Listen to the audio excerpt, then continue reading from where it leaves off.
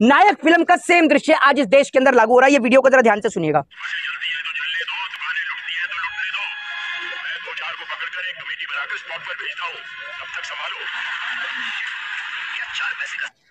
आप सभी ने देखा होगा, लास्ट में बोलता है कि क्या 4 पैसे का सीएम है। यही हालत आज इस देश की हो रही है।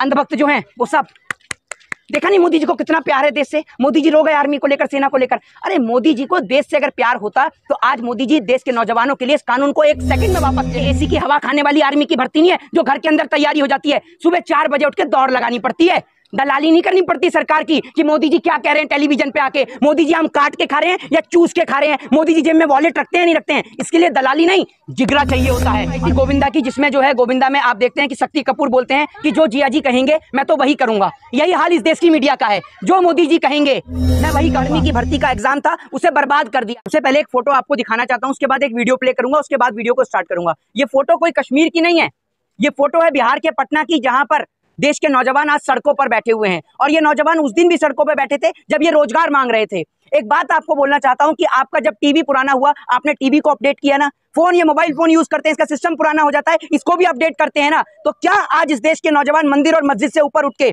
हिंदू और मुसलमान से ऊपर उठ के रोजगार के लिए एक साथ सड़कों पर उतरे ना? तो जब ये बात पहले बोली जा रही थी कि देश की स्थिति ये होने वाली है, तब देश के नौजवानों को ये बात समझ में क्यों नहीं आ रही थी? लेकिन आज मैं इस अपनी मुहिम को सफल समझूंगा, सक्सेस समझूंगा कि आज देश के लोग हमारी बात को समझ रहे हैं। एक व्यक्ति है जो कंटिन्यू नॉन स्टॉप हमें सोशल मीडिया पे लगातार गाली लिखता था, हर एक वीडियो पे वो अभद्र टिप्पणी किया करता था। लेकिन कल वो व्यक्ति मुझे क्या लिखता है वो मैं आपको सबसे पहले पढ़ के सुनाऊंगा, और उनके नाम के साथ में। व्यक्ति का नाम है पवन धैया।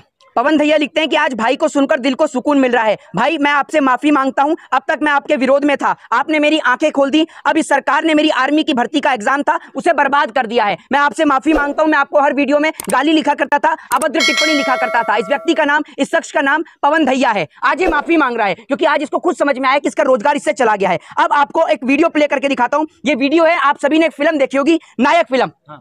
नायक फिल्म का सेम दृश्य आज इस देश के अंदर लागू हो रहा है। ये वीडियो को जरा ध्यान से सुनिएगा।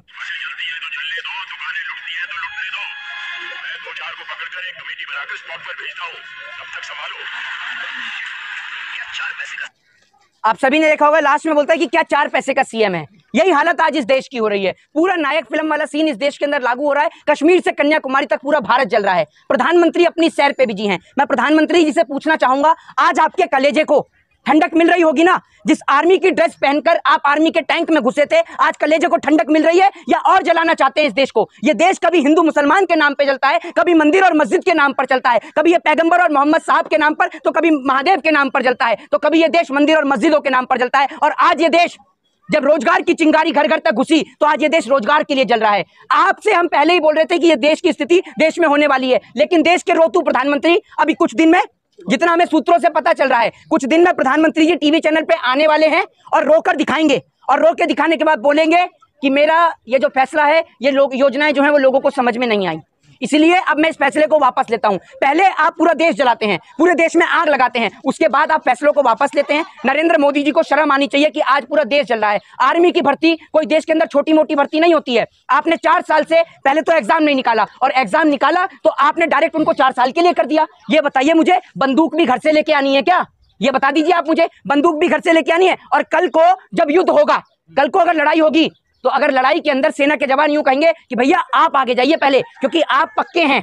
मेरा क्या है, मैं तो 4 साल के बाद ड्यूटी पे हट जाऊंगा, तो मैं गोली क्यों खाऊं? आप जाइए, आप पक्के हैं। तो ये लोग, जो लोग देश से प्यार करते थे, देश के प्रति उनकी एक आस्था थी, देश के तिरंगे के प्रति एक सम्मान था, वो सम्मान पूरे देश के अंदर के लोगों में है। लेकिन वो लोग जो आर्मी के लिए तैयारी करते हैं, वो कई साल लगा देते हैं, अपनी जिंदगी की मेहनत को लगाते हैं, और तब जाके आर्मी की भर्ती में उनका सिलेक्शन होता है। तो क्या इस देश की सरकार, जो लगातार नौजवानों के साथ, उनके भविष्य के साथ खिलवाड़ कर रही है, क्या प्रधानमंत्री मोदी को यह चीज समझ में नहीं आ रही है? प्रधानमंत्री मोदी जी एक एक्टर है जिसको रोने के लिए ग्लिसरीन की जरूरत होती है। मोदी जी बिना ग्लिसरीन के भी रोकर दिखाएंगे, आपको टीवी चैनल्स पे देख लीजिएगा। वो तो कह रहा है कि ये युवाओं के बेहतरी के लिए है। अरे किसानों की बेहतरी के लिए भी तो था बिल, किसानों की बेहतरी लिए भी तो था। आप एक बात मुझे बताइए, ये देश चल रहा है या मजाक चल रहा है? रात को 8 बजे आते हैं, बोल देते हैं नोटबंदी लागू, फिर आते हैं दोपहर में देश में लॉकडाउन लागू, फिर आएंगे और इस देश के अंदर बोलेंगे डिमोनेटाइजेशन हो गया, फिर इस देश के अंदर बोलेंगे कि किसान बिल लागू हो गया। अरे भाई देश चल रहा है, ये डेमोक्रेसी है, लोकतंत्र है, ये मजाक नहीं है कोई कि आप जब मर्जी आएंगे, जब आपका मन करेगा तब आप मुंह उठा के आएंगे, लॉकडाउन लगाएंगे, नोटबंदी करेंगे, किसान बिल लागू करेंगे, अग्निपथ को लागू करेंगे। अरे भाई आप एक बात मुझे बताइए कि आप पेंशन के चंद पैसे बचाने के लिए क्यों आप ये सब खत्म कर रहे हैं? क्योंकि 5 साल की नौकरी होगी तो पेंशन देनी पड़ेगी, और पेंशन के चंद पैसे बचाने के लिए ये लोग ये हालत कर रहे हैं देश की आर्मी की। उसके बाद कुछ लोग इतने निर्लज लोग हैं, कुछ लोग इतने नीच लोग हैं, उनको कहूंगा वो देश के नौजवान जो है ना, उनको वाकई में ही ऐसे नौजवानों को हिंदुस्तान में रहने का कोई हक नहीं है। ऐसे नौजवान तो वाकई में ही पाकिस्तान चले जाएं। कुछ नौजवान लिखते हैं इसमें भी, हिंदू और मुसलमान, कि ये लोग जो बस को आग लगा रहे हैं, ये लोग जो ट्रेन फूंक रहे हैं, ये मुसलमान हैं। अरे देश का नौजवान रोजगार मांग रहा है, देश के नौजवान को यह समझ में नहीं आ रहा क्या एक आर्मी का सैनिक जब वो आर्मी से 4 साल के बाद निकल जाएगा, ऑटो रिक्शा ड्राइव करेगा और पीछे लिखवाएगा पूर्व सैनिक, तो क्या आपको ये अच्छा लगेगा? बताइए आप मुझे। आपने देश के अंदर आर्मी का मजाक बना दिया है। अगर इतना ही इसमें फायदा दिख रहा है तो सरकार के नेताओं के बच्चे हैं या नहीं है, ये बताइए आप मुझे। या एक भी नेता का बच्चे नहीं है, सारे के सारे प्रधानमंत्री मोदी जी की तरह हैं, ये बता दीजिए मुझे। किसी नेता के तो बच्चे होंगे। अमित शाह का बेटा है जय शाह, ठीक है, शिवराज सिंह चौहान का बेटा है जो LLB कर रहा है, अभी उन्होंने ट्वीट भी डाला था। तो अपने बेटों को अग्निपथ में भर्ती कराइए, अपनी बेटियों को अग्निपथ में भर्ती कराइए, स्मृति ईरानी के बच्चों को अग्निपथ में भर्ती कराइए। देश के नौजवान को पहले जैसी आर्मी चाहिए, पहले जैसा BSF चाहिए। उनको ये 4 साल वाला आर्मी का ढोंग ढतूरा नहीं चाहिए, उनको देश के लिए जंग लड़नी है। अरे आपके पैसे से उसको प्रेम नहीं है, वो अपने सरहद की हिफाजत करना चाहता है, अपनी भारत माँ के लिए खड़ा होना चाहता है। कारगिल में जिस नौजवान ने जान दी, देश के अंदर 1966 में जिन देश के जवानों ने लड़ाई लड़ी, 1972 ताशकंद समझौता, शिमला समझौता, कारगिल, ये सब लड़ाई में किसने जाने दी हैं? देश की आजादी में किसने जान दी हैं? सब देश के गरीब माओ के बच्चे थे। कोई नेता का बेटा इस आजादी में शामिल नहीं था, कोई नेता का बेटा कारगिल की लड़ाई में शहीद नहीं हुआ, कोई नेता का बेटा जो है 1966 में शहीद नहीं हुआ, 1972 में शहीद नहीं हुआ, जब हमने चाइना से लड़ाई लड़ी तब कोई इसमें शहीद नहीं हुआ।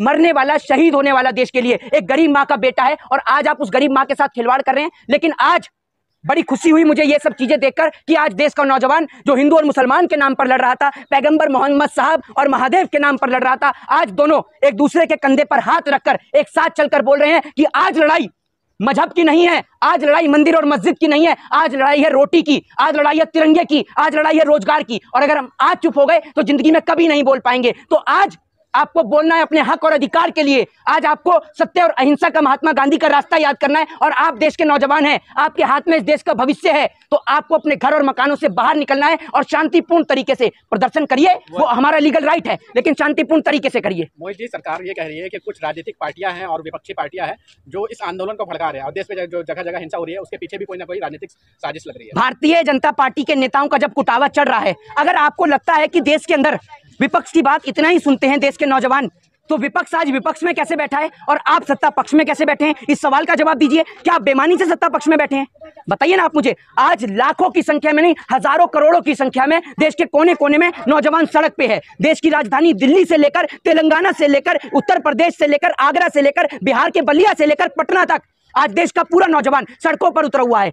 अगर इतना सारा नौजवान विपक्ष के साथ है तो विपक्ष में कैसे? इस सवाल का जवाब दीजिए। क्या मोदी जी बेईमानी से सत्ता में आते हैं? क्या ईवीएम में वाकई में ही गड़बड़ी है? इस सवाल का जवाब दीजिए। तो वही हमारा अगला सवाल है कि मीडिया कर्मियों के ऊपर भी गुस्सा फूट रहा है। आपने सुना होगा कई सारे ऐसे मामले सामने आए हैं जहां पर जो मेन स्ट्रीम मीडिया के एंकर जो स्टूडियो में बैठते हैं, इसी का हवा लेते हैं, उनके एंकर जब ग्राउंड रिपोर्ट पे जा रहे हैं तो उनको फूटा जा रहा है। ये इसको आप कैसे देख रहे हैं? जब आप एक बात मुझे बताइए, आप उनको लिख रहे हैं उपद्रवी, आप किसान को लिखेंगे आतंकवादी, खालिस्तानी, पाकिस्तानी। अरे आप ही हिंदुस्तानी हैं।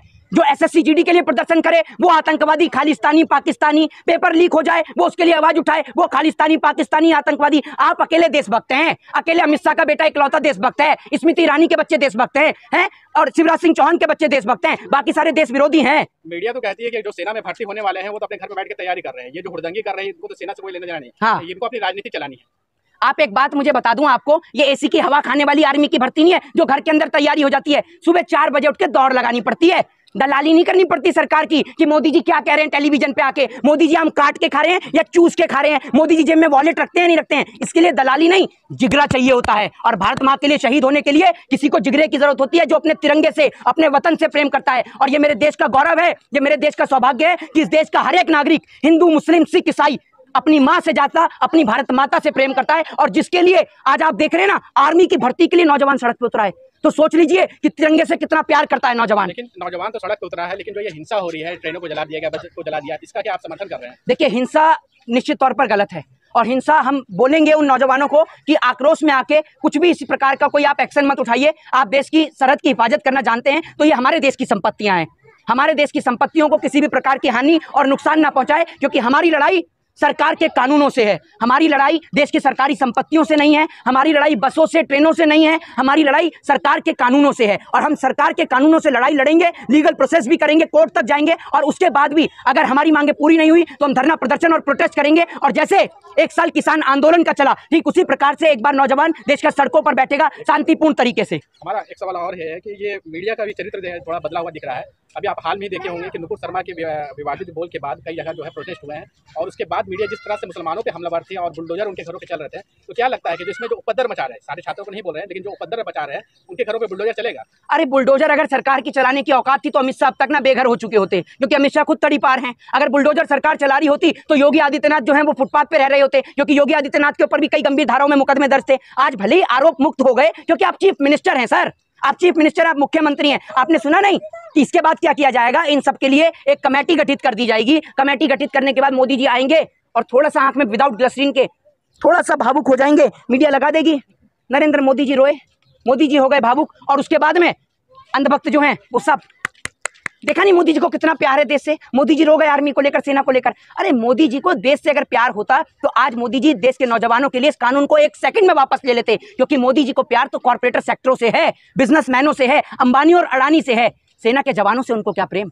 सेना के जवान कोई पैसा थोड़ी देते हैं उनको। राहुल गांधी जी का ट्वीट आया है कि जिसमें वो कहते हुए नजर आ रहे हैं कि मैंने कहा था कि किसान बिल आपको वापस लेना पड़ेगा और मोदी जी ने लिया है। उसी तरह से वो कह रहे हैं कि जो ये कानून आया है आर्मी की भर्ती को लेकर के, जो नया हाल ही में विपक्ष के जो कुछ मजबूत नेता हैं जिनको सरकार जो है वो बेवकूफ और पागल साबित कर रही थी, चाहे वो अखिलेश यादव हो, चाहे वो राहुल गांधी हो, चाहे वो प्रियंका गांधी हो और तमाम बड़े बड़े लीडर। राहुल गांधी की एक बात और सत्य हो रही है, राहुल गांधी ने हाल ही में एक इंटरव्यू के दौरान ये भी बोला था कि पूरे देश में जो है वो केरोसिन का तेल छिड़ककर, मिट्टी का तेल छिड़क के आग लगाई जा रही है। और वही हो रहा है कश्मीर से कन्याकुमारी तक। कभी इस देश के अंदर मंदिर और मस्जिद के नाम के दंगे, कभी इस देश के अंदर हिंदू और मुसलमान के दंगे, अब रोजगार के दंगे, तो देश पूरा जो है वो दंगों की आंख में जली रहा है। तो जिस तरह से अभी राजनाथ सिंह ने 21 जो एज लिमिट था 21 साल, उसको बढ़ा के 2 साल कर दिया, तो आपको नहीं लग रहा है कि 1 साल के लिए, तो केवल आपको नहीं लगता है कि सरकार कुछ इसमें रियायत देना चाहिए? अरे सरकार, आप एक बात मुझे बताइए, जिन लोगों को इस बार एग्जाम देना था उनकी एज तो गई, उनका क्या होगा ये बताइए ना। सिर्फ 1 साल के लिए तो हुआ, जिनको अगली बार देना था उनका क्या होगा ये बता दीजिए मुझे, आप ये सवाल का जवाब तो दीजिए। और दूसरी बात, कुछ इस देश के अंदर बेवकूफ अंधभक्त मोदी सपोर्टर्स जो हैं वो लिख रहे हैं इजराइल में भी तो ऐसा है। अरे आप इजराइल को एक बार रीड तो करिए, इजराइल की आबादी कितनी है, इजराइल की पॉपुलेशन कितनी है? इजराइल की पॉपुलेशन 90 लाख है, वो उनकी मजबूरी है। यूरोपियन कंट्रीज की ज्यादातर जो है पॉपुलेशन है वो कम है और वो उनकी मजबूरी है, लेकिन हमारे देश की आबादी 125 करोड़ से ज्यादा है, 133 करोड़ से ज्यादा की आबादी है हमारे देश की। हमारे देश के अंदर लोग आर्मी के लिए मेहनत करते हैं, भर्ती करते हैं 4 साल के लिए नहीं। आप नेताजी का कार्यकाल कम कर दो ना, एक काम कर दो, जिस तरीके से आपने अग्निपथ को किया है ना अटेम्प्ट, सरकार में भी चेंजेस कर दीजिए, हर 2 साल में सरकार को बदल दिया जाए, 1 साल में कर दीजिए, है आप में दम। यही चीज जो है मीडिया के ऊपर भी क्यों नहीं लागू होना चाहिए? जो मेन स्ट्रीम मीडिया के, जो मोदी मीडिया के पत्रकार एंकर पिछले 10-10 सालों से बैठे हुए हैं, उनके लिए तो कोई कानून नहीं बना है। एक फिल्म आई थी गोविंदा की, जिसमें जो है गोविंदा में आप देखते हैं कि शक्ति कपूर बोलते हैं कि जो जिया जी कहेंगे मैं तो वही करूंगा। यही हाल इस देश की मीडिया का है, जो मोदी जी कहेंगे मैं वही मोदी जी अगर दिन को दिन कहें, मोदी जी अगर दिन को रात कहें तो मैं रात कहूंगा, और अगर वो रात को दिन कहें तो मैं दिन कहूंगा। ये वही वाला हिसाब है मीडिया का। तो जो मोदी जी कहेंगे मीडिया तो वही करेगी। जय हिंद, जय भारत, वंदे।